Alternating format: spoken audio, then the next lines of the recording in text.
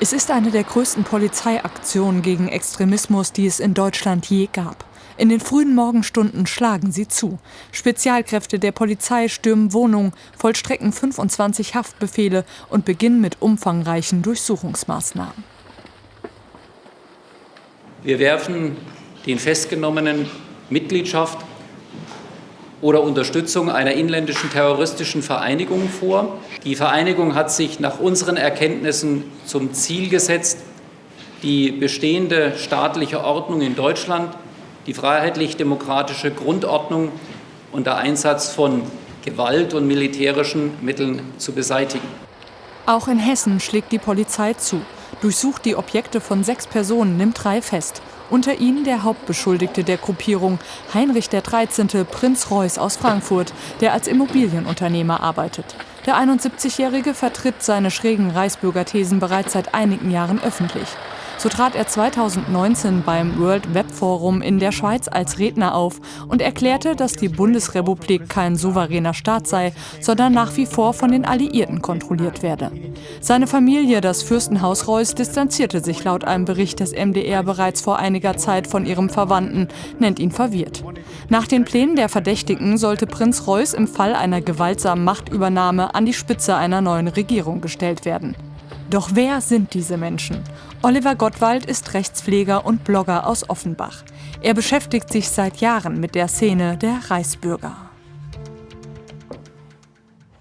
Es gibt nicht den klassischen Reichsbürger. Also sie sind in der Mehrheit männlich, trotzdem sind auch Frauen dabei, wie man jetzt auch gesehen hat, eine ehemalige AfD-Bundestagsabgeordnete, auch in führender Position.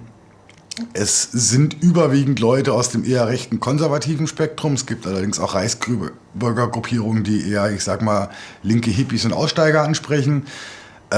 Es geht durch die ganze Breite der Gesellschaft. Es gibt junge Leute, alte, die alle eins gemeinsam haben, dass sie irgendwie in dieses verschwörungsideologische Milieu abgerutscht sind und jetzt glauben, die Bundesrepublik Deutschland sei kein legitimer Staat mehr.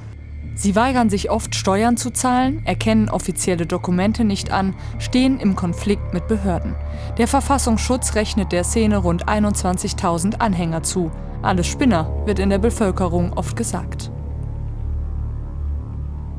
Das ist das Problem, was jahrelang gemacht wurde. Man hat die als Spinner abgetan, man hat über die gelacht und ja, manchmal fällt es auch schwer, nicht über die zu lachen.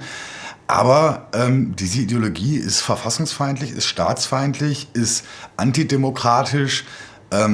Sie ist im Kern in der Regel auch antisemitisch und in letzter Konsequenz führt sie logischerweise zum bewaffneten Widerstand und damit zum Rechtsterrorismus.